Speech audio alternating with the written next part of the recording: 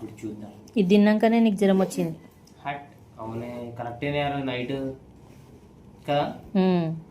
సీతాఫలం తిన్న వద్దురా అంటే తిన్నావు నువ్వు. వద్దురా అంటే తినలే. అన్నం తినా అంటే సరే సీతాఫలం తిను అన్ను తిన్నా.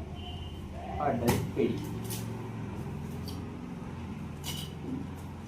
సిద్ధు నీ పని అయ్యిందిరా.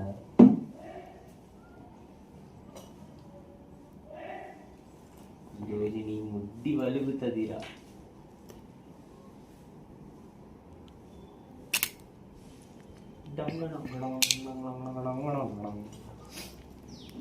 అమ్మ ఇడ్లీ తింటామ్మా నేను తినాలా?